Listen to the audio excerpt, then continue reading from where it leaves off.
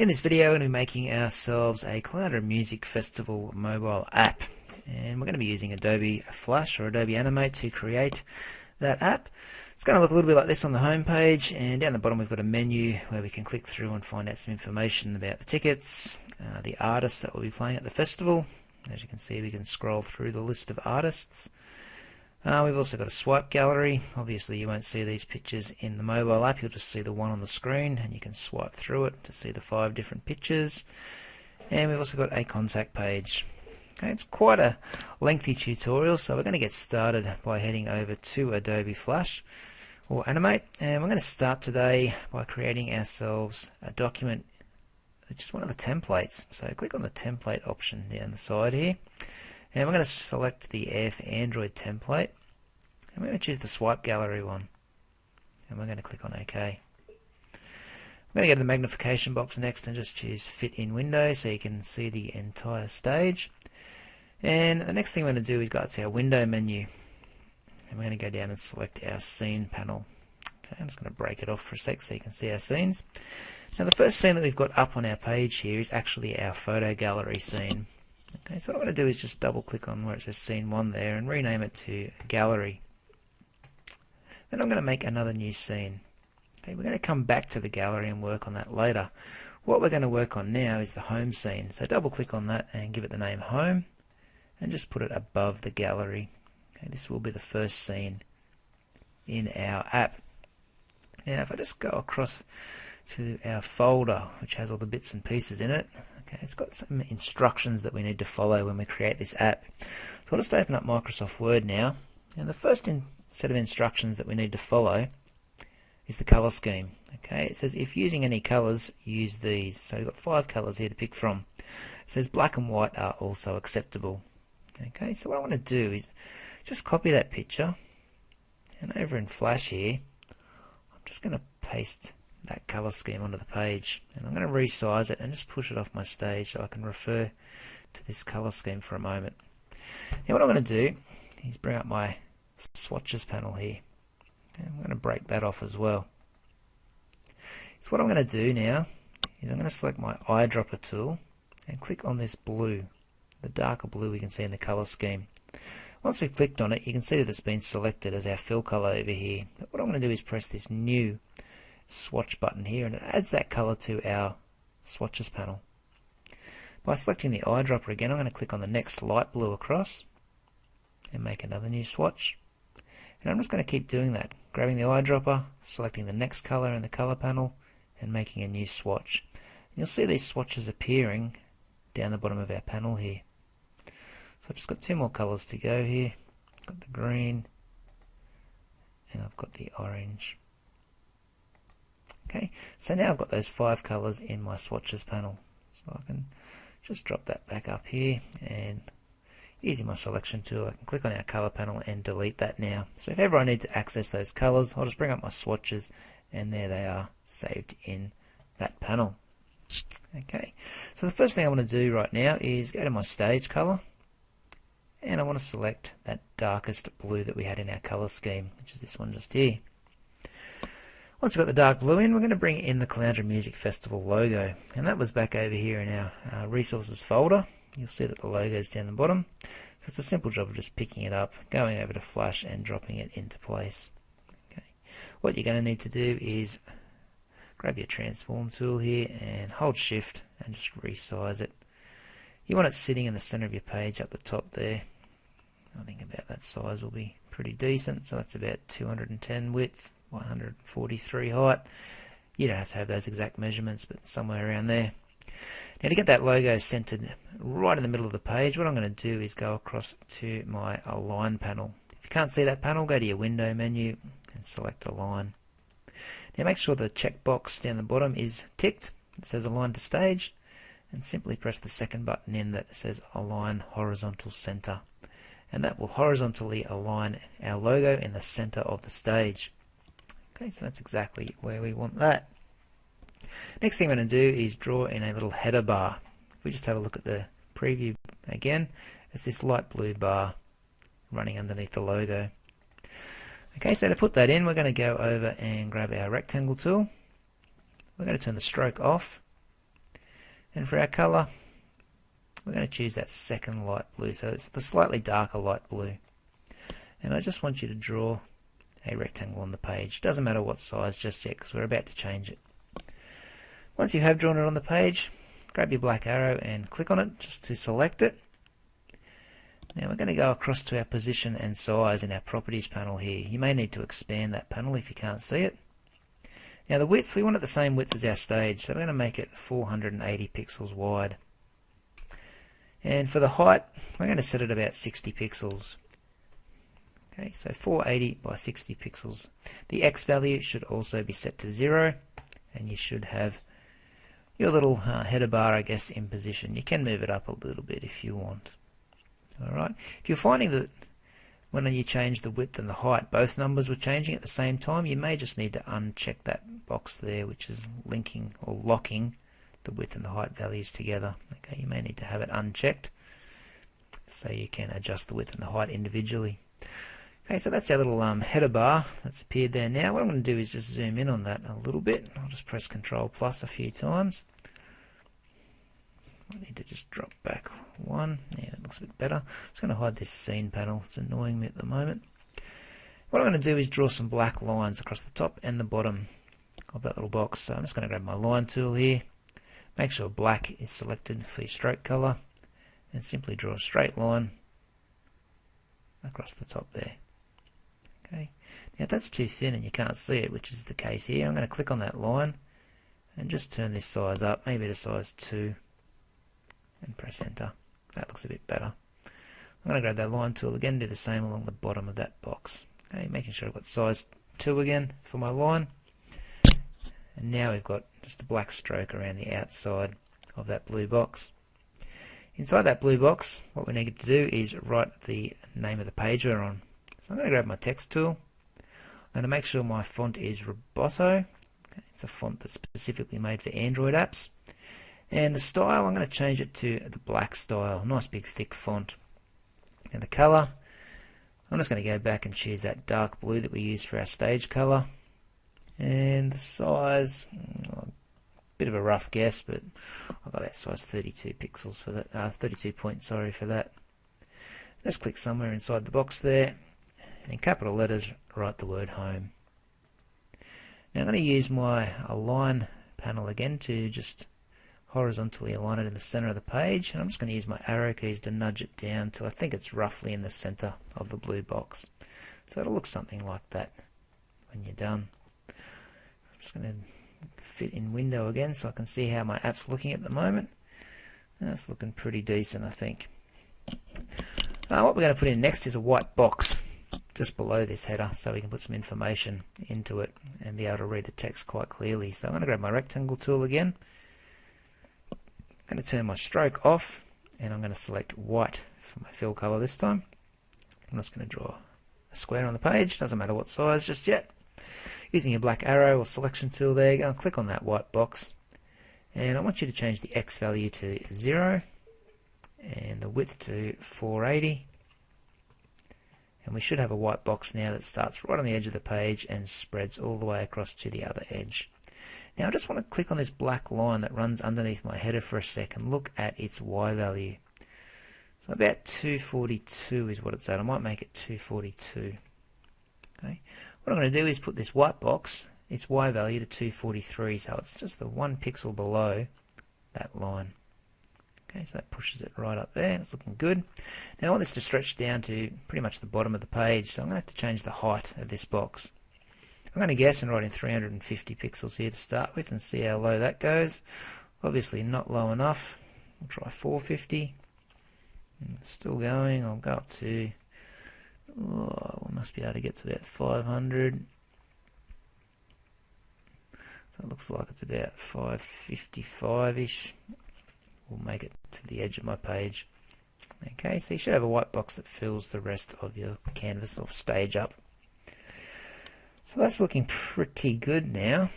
I think the next thing we're going to make is the menu bar, which goes along the bottom of the page. So, in my timeline, I'm going to rename layer 1 to background, and I'm going to lock it into place. That's our background pretty much sorted.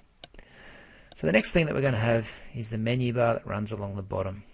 Now this does take a little while to make, and it is a little bit fiddly, but bear with me, we'll see how we go. I'm going to grab my rectangle tool again, and for my stroke color I'm going to select black.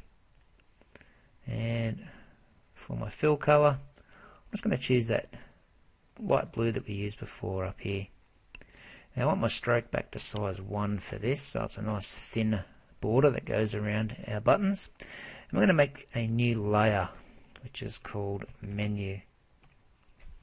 Okay, and I'm simply going to hold shift and draw a square onto the page. Something like that. Doesn't matter what size it is just yet. Okay. Once you've got that button on your page, I want you to highlight it.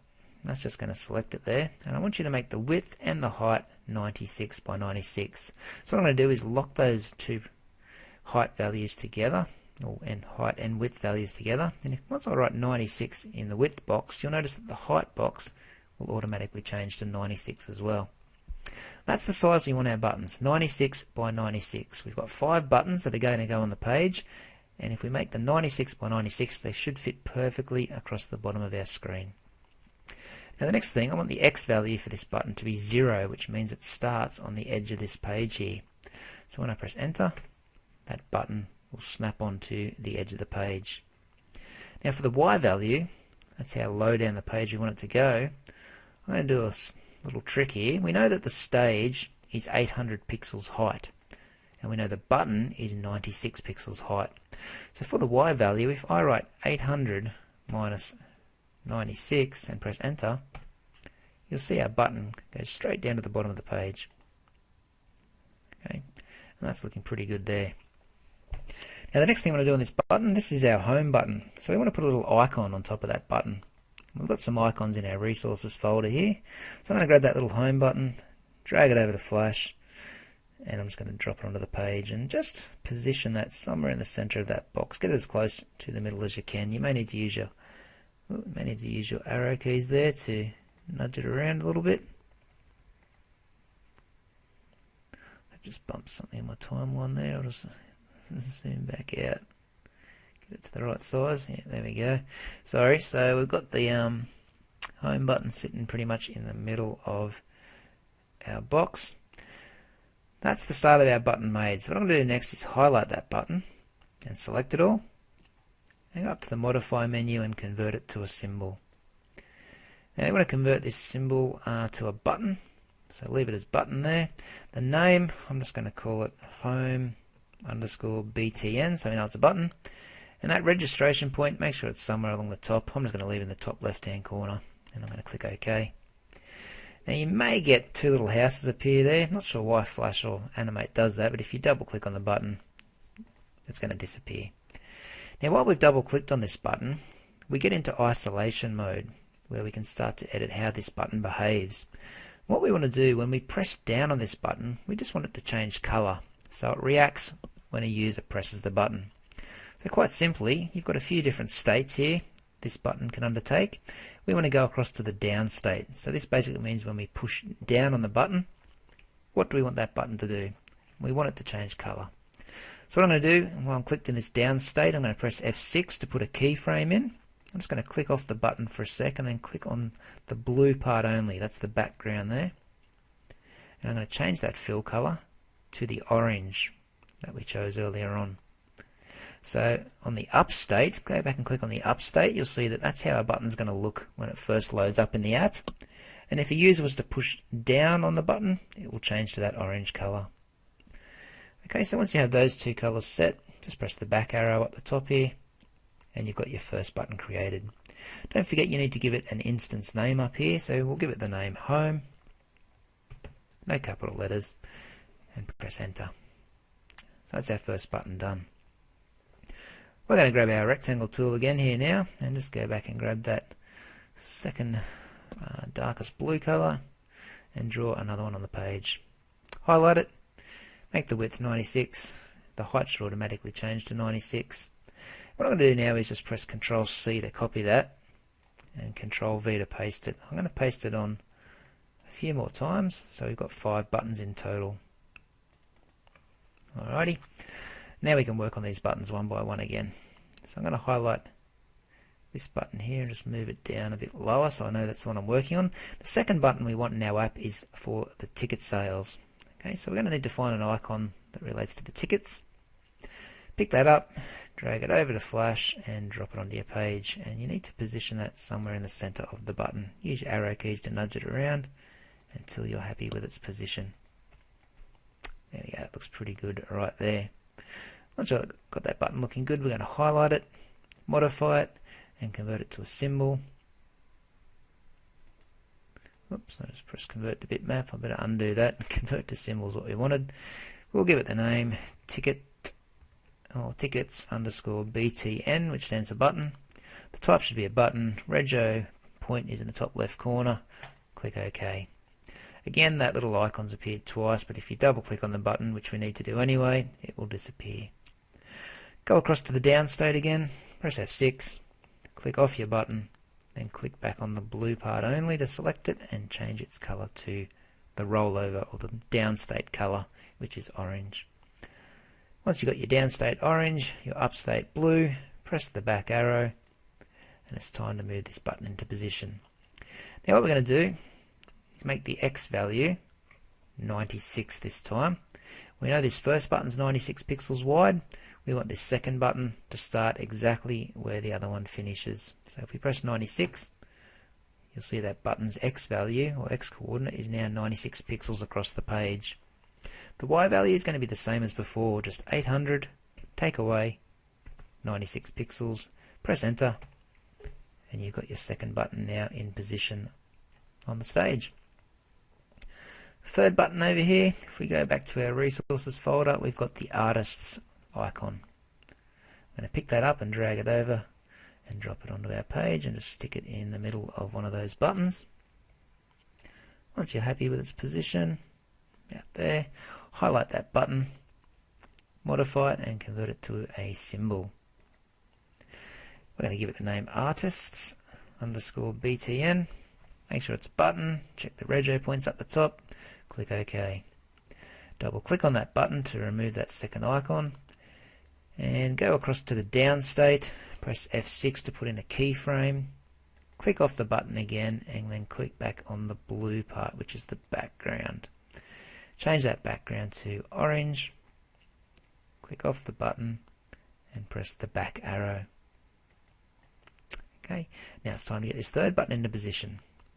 What I'm going to do for the X value this time, I know we've gone 96 pixels across for this second one, but I can't do the maths to work out what 96 times 2 is, so what I'm going to do up the top here in the X value, I'm going to write 96, do an asterisk, which is the times button, and write 2.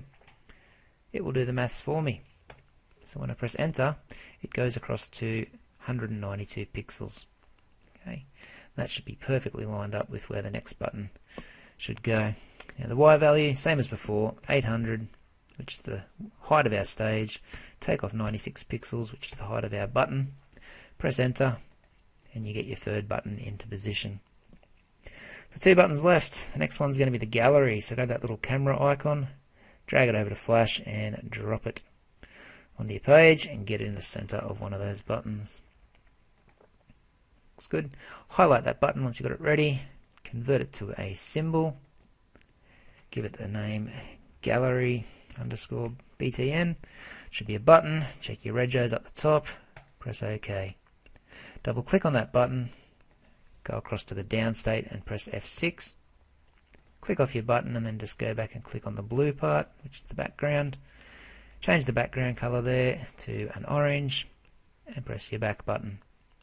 This time for the X value, we're going to write 96 asterisk, which is the times button, and we're going to make it 3. And then the Y value will be 800 minus 96 again. And that puts our next button into position. So one more button left. This is our contact button. So we're going to just grab this little envelope here. And we're going to go and drop that into Flash and put that right in the center of that button. Again, use your arrows to just nudge it about. I'm going to highlight that button now. Go to modify and convert it to a symbol. Give it the name contact underscore BTN. It should be a button. Rego point up the top. Click OK. Double click on that button. Go to the down state. Press F6 for a keyframe. Click off the button and then click back on the blue part. Change that blue fill color to orange and press the back button. We're now ready to put our last button into position. Okay, so the X value this time is going to be 96 times 4. The Y value 800, take away 96. Press enter. There you have it. You've got a menu bar in position. Now one thing I forgot to do as I went through those buttons, which I'll do now, is give them an instance name. You might remember our first button, we gave it the instance name Home. That's fine. The next one should be called Tickets. The third button, when you click on it, should be called Artists. The fourth one across should be called Gallery. And the final button needs to be called Contact. You could use any name for these, but they just must be one word, whatever it is. But they have many full names, so I'll stick with those 5 names that I just chose. So that's looking like a pretty decent layout now for our app. Okay, so I'm going to lock that menu layer into place. And what I'm going to do is just save this app for a moment so I don't lose it. I'm just going to stick it on my desktop for the time being. I might just call it CMF, which stands for Caloundra Music Festival. And click Save. Now instead of making this scene over and over again for the other scenes needed in this app, I'm going to duplicate it. So I'm going to go to my Scenes panel here. And I'm going to make sure that I'm clicked on the home scene here. And if you click the second button down here that says Duplicate Scene, it will make a copy of it. And we're going to rename that home copy scene there. And the second one should be called Tickets. Alrighty, so the only thing we really need to change now is the text just here. So just unlock your layers for a moment, double click on the word Home, and in capital letters write the word Tickets. You may need to stretch that box out a bit.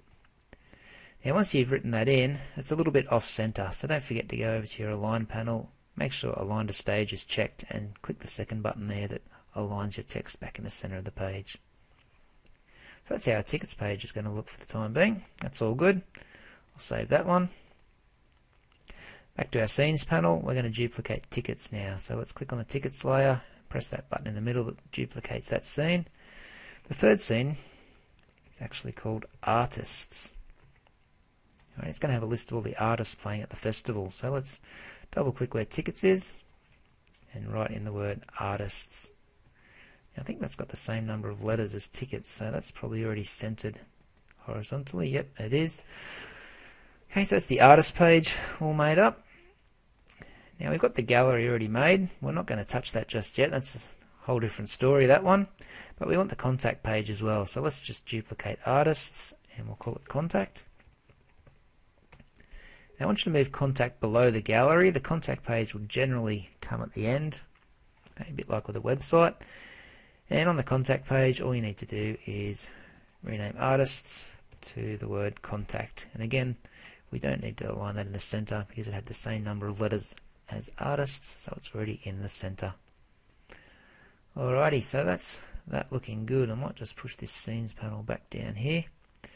So what I can do now is start on the home scene, and if I press page down, it's going to go to my next scene. So it's got Tickets, press page down, we've got artists, page down, we've got our gallery, which we need to work on, and then we've got our contact page. Okay, so they are looking pretty good. Just going to save that again. Alrighty. So the next thing we're going to do is put a bit of information here on the home page. If we have a look at the example, we've got a quick little spiel here, which I'm just going to copy. I'm going to cheat a little bit, and we've got a picture. Okay, so back in Flash, I'm just going to grab my text tool first of all, change my color to black, and my size to, we'll say 22 pixels. We should be with Roboto as our font family, and back to regular for our font style. I'm just going to draw a text box in a new layer first of all. So make a new layer, call it text, and I'm going to make a little text box and press Ctrl V to paste that text in. Then it's up to you to just resize that text box and get it looking good. Okay, so use your black arrow to move it around. Now you notice as I grab my black arrow, my text seems to have disappeared, but what's happening is it's all on one line at the moment. I'm going to need to go across to my paragraph panel here and change its behavior from single line to multi-line. Okay, and that will just get it back to normal. Okay, so that's looking pretty good right there. So now I've just got the rest of this space to put a picture in. So back in my resources here, I've got the music festival picture that I'm going to pick up, drag over to Flash, and just drop it into place. Holding Shift, I'm going to use my free transform tool to resize that. I might get it the same width as this text box. If I click on this text box, I can see the width is about 453, so we'll make this the same width, 453. Okay, it's probably a little bit too big actually, so we're going to have to make that a bit smaller, maybe 420, even a little bit smaller, 400 pixels ought to do it. Okay, and we'll just push that, actually we'll align it in the center of the stage. Alrighty, so that's our home page basically done. We're going to code these buttons up later in another video, but that's an easy one to do. Alrighty, so let's go across to our tickets next. Now on the tickets layer, if we go and have a look at the example over here, it looks pretty straightforward, just a bit of text slapped on the page with a couple of lines breaking up the sections, but it's a little bit more fiddly than that. Okay, Flash won't let us have bold text and regular style text in the same text box. So we're going to need different text boxes for each of these three bold headings and different text boxes for the regular text. Okay, so a little bit fiddly, but it's easy enough to do. So back over here, we're just going to lock those two layers and we're going to make another new layer called text. Oops. And on the text layer, we'll grab the text tool. I'm going to start with Roboto as my font and bold as the style. Size 22 still, and I'm going to write in season tickets, and I just want to stretch this out so it goes close to the edge of the pages. My text should be centered anyway, so it's in the center of the page. Okay, easy enough. I'm then going to grab my black arrow and click on that, and I'm going to press Control C and then Control V to copy and paste that, and I'm going to write in weekend tickets for the next one. And then another Control C and Control V will allow me to copy and paste and put in single tickets. Sorry, it should be single day tickets. So check that. So there are our three categories. What we need to do now is put in the text underneath them. Okay, so I'm going to grab my black arrow and click on this first one. I'm going to copy and paste it again. And straight underneath season tickets, I'm going to get inside there and I'm going to turn bold text off and put it back to regular. Now the first season ticket we can have is an adult ticket, which goes for $234. The second is a youth, and the youth ticket goes for $175, and then we've got the VIP tickets, which is the King's Club, and the King's Club go for $404. Alright, so just position that text box somewhere beneath the season tickets. If you would like, you can copy and paste that and just nudge it down because we're going to put that below the weekend tickets as well, and just adjust the prices. So the weekend ticket for the adults is going to be $214. For the youth it'll be $160, and the weekend ticket for the King's Club is $384. Alrighty, so you're looking at something like that. And finally, we're just going to copy and paste that one more time and stick it under the single day tickets. Now for the single day tickets there's no King's Club, so delete that. We should just have an adult ticket, and that's going to go for $100. And we've got the youth ticket, which goes for $84. So make that text box a little bit smaller. Now we just need to spread these out a bit, so I'm going to highlight these two bottom ones and drag them down a little bit, and I'm going to grab my line tool and put a line just running through there. If you hold shift when you draw your line, it will keep it perfectly straight. And for the weekend tickets, just nudge it down a little bit. Yeah, looks alright. And I'm just going to copy and paste that line. Push it down now. I just want to highlight everything on the page here that we've done and make sure it's all aligned in the center of the page. So just highlight it all and press that align horizontal center. That should have everything centered on the page now. Alright, so if you want, you can just nudge these around so they're a little bit tighter.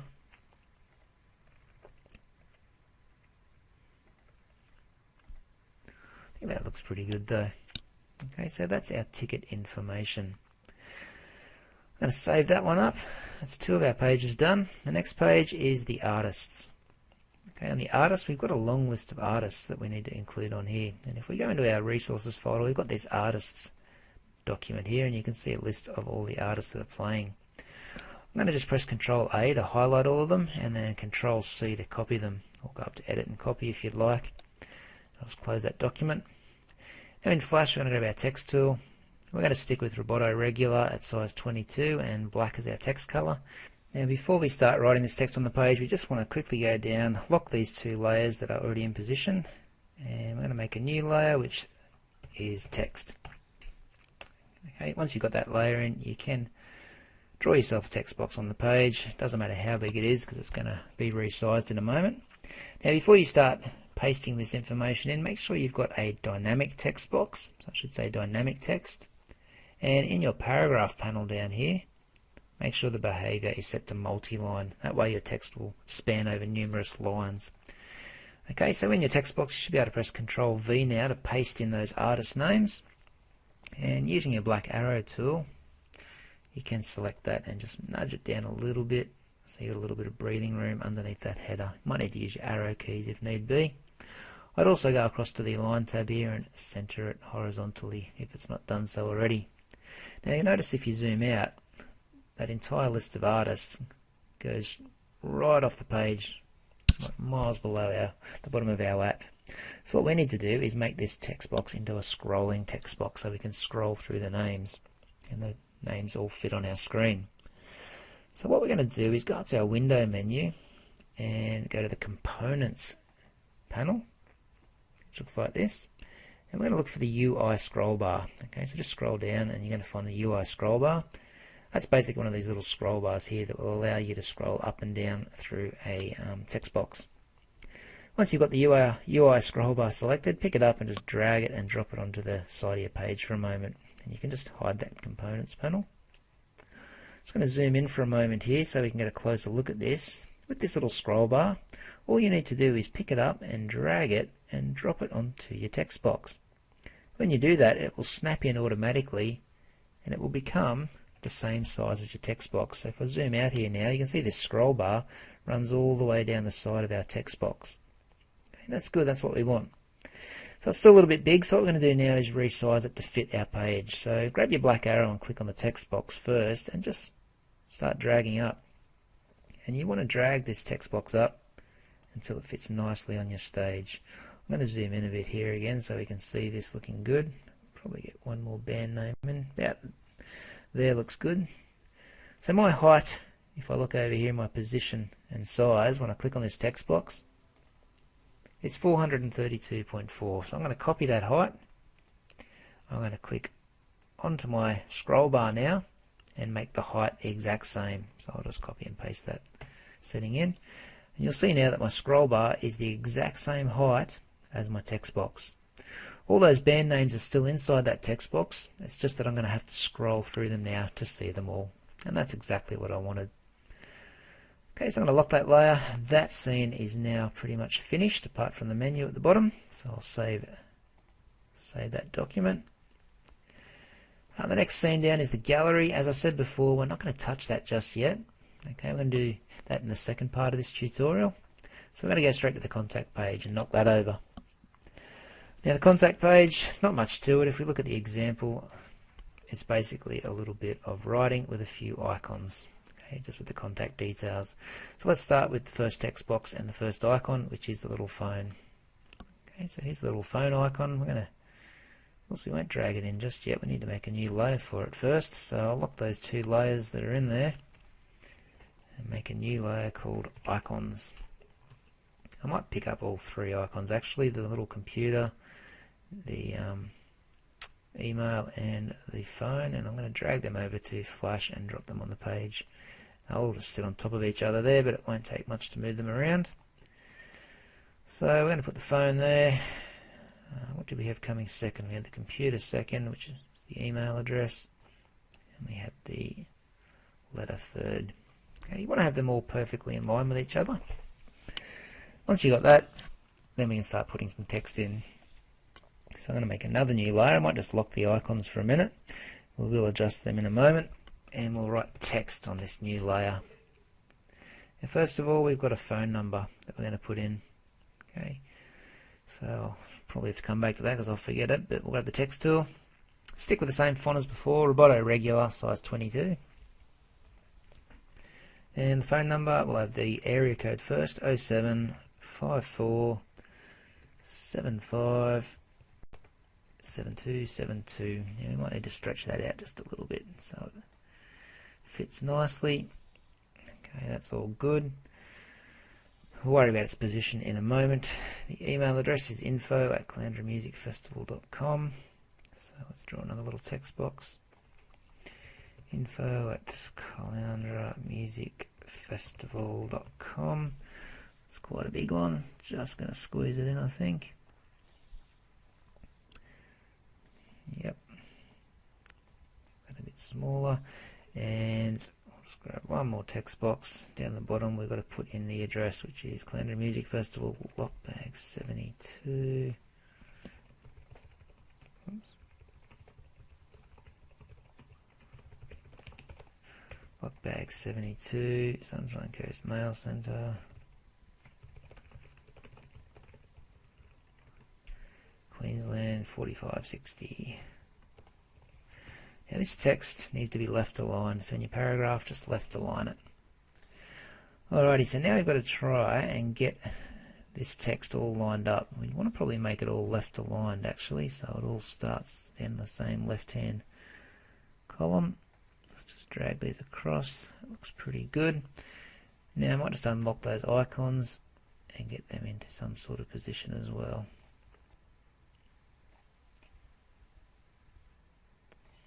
Something like that, I guess, wouldn't hurt. I might move that down there.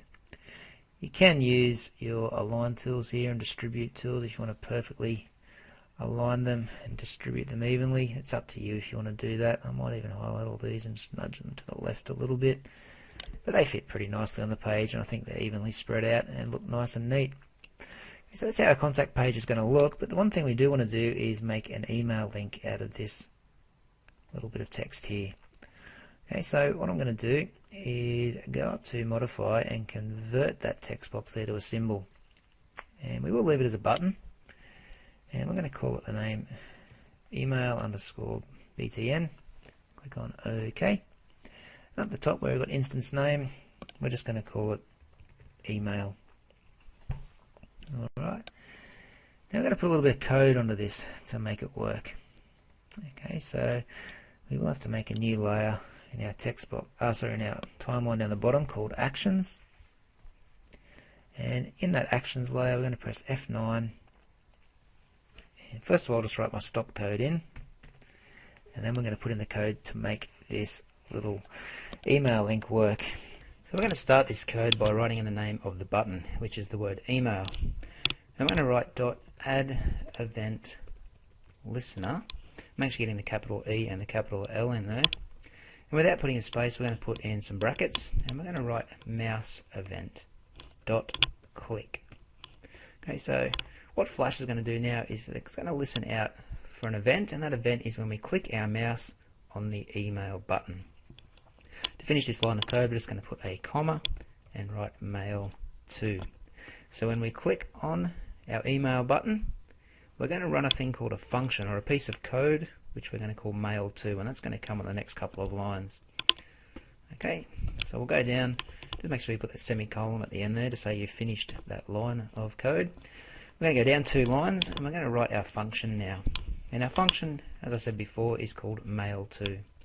So once we've clicked on the email button, we run the function mail to. Now we're going to write up that function, or that piece of code to make the button work. Okay, so after the word mail to, put in some brackets and write event colon and then mouse event. We'll close our brackets. We're going to do another colon and write the word void. Then we're going to open up a curly brace. Okay, it's a little bit unnecessary, all that code there, but it has to be written to make it work. Okay. On the next line, we're going to create a variable, so write var, and we're going to write the word email colon URL request. Put a space and write equals space new URL request.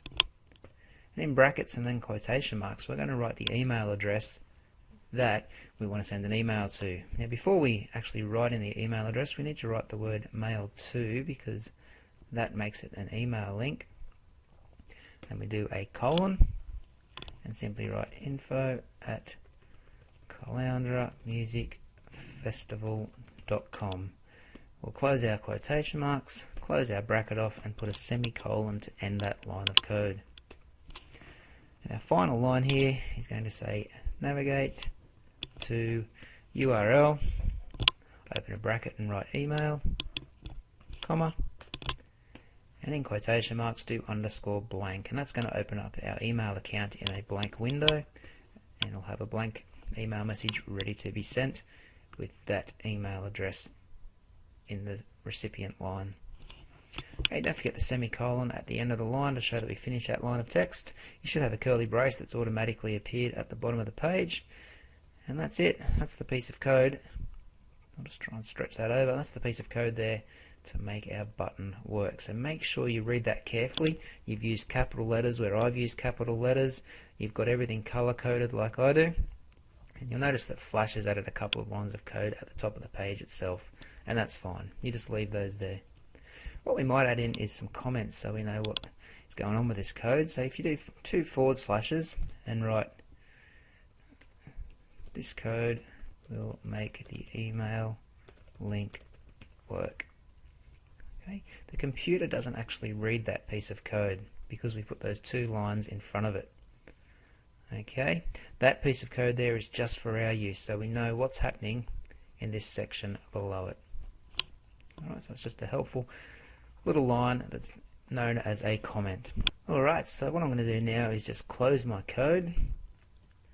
And the last thing I want to do on this contact page is make this email link look a bit more like a link, so people know that they can click on it. So what I'm going to do is double click on this button, and it's going to take us into isolation mode where we can have a look at just this button alone and do some editing to it. What I'm going to do is double click inside that text box and just highlight all of that text and change its color. I want to make it into a blue color that looks like it would be a hyperlink on a web page. Okay, so something like that would look good. The other thing people expect to see with a link is an underline.